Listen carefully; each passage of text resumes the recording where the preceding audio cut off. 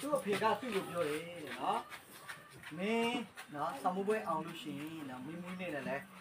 မင်းမွေးနေအနေနဲ့မင်းတော့ကြောက်တတ်တာလေမင်းမွေးနေလည်းဖြစ်တယ်နော်ဆမှုပွဲအောင်လို့ရှိရင်ဖေမျိုးနော်စပိန်တူပြီးမယ်ဝယ်ပြီးမယ်အဲ့တော့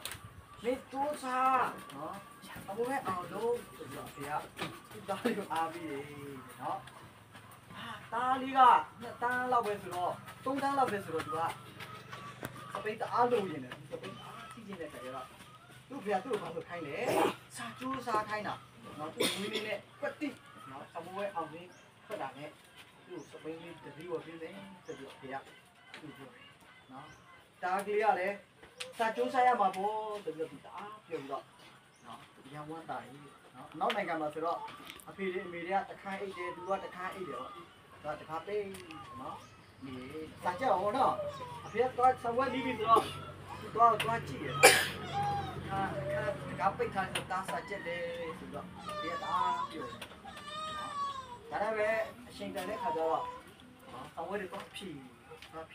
မွေးနေလဲနီးလာပြီနော်အောင်သေးတဲ့ထွက်လာမအောင်ဟာနဲ့စပင်းကတော့ဝယ်ပြီးပြီအကောင်းဆုံးစပင်းပြီးတော့တားရင်မင်းစာချက်လို့အဖေပြောတယ်မင်းဘာလို့နော်ဆမှုပဲကြားတာလေသူသားဘာပြန်ပြောလဲဆိုအဖေကြီးတားဆမှုပဲတော့အောင်ကျင်တယ်ဒါပေမဲ့စပင်းပြတ်ဖို့ကကိုကြီးကြီးဒါကြောင့်တားတမကျင်ပဲညလိုက်တားတည့်ရည်စပင်းကိုစပင်းပြီးတင်တာစားမပါဘဲနဲ့ဘာသာလုပ်နေလဲညာလည်းဒီတငယ်ချင်းစပင်းသွားပြီးတင်တယ်နော်အတိတ်ကနော်သူကိုပိုင်စပင်းရရင်သူကစင်တစ်စီတောင်းလာမကျန်တဲ့ဒီဘာလို့လဲညာလည်းတကယ်ဒီသွားတင်တယ်နော်ဒါပေမဲ့ခါကျင်ကတော့ဘလူပဲဖြစ်ဖြစ်ဆောင်ပဲအောင်မအောင်နော်သူဝယ်လဲဝယ်ပေးထားပြီးနော်ရှစ်တဲ့အတွက်ကြောင့်လေနော်ဒီရပါတယ်နော်ကဲဒီနေ့ကတော့နော်ကျန်းစာလေးပါဆိုရင်နော်မွေးနေ့တွေအများကြီးရှိတယ်ပုံစံတွေပေါ့နော်ရောပါတော့အကြီးကျယ်လုပ်တယ်နော်မွေးနေ့လုပ်တယ်နော်ရောပါမွေးနေ့အကြီးကျယ်လုပ်တယ်တမန်ကျန်းစာထဲမှာဒီလိုမင်းကြီးလည်းမင်းတို့လုပ်တယ်ဖျားသခင်ကြီးကြီးတော်ကိုရှီမွမ်းတယ်နော်အောင်းမေးတယ်ကျမ်းစာထဲမှာလည်းပေါ်ပြတယ်စာလံကျမ်းထဲမှာဆိုရင်စာလံကျမ်းခန်းကြီး129အငယ်3မှာ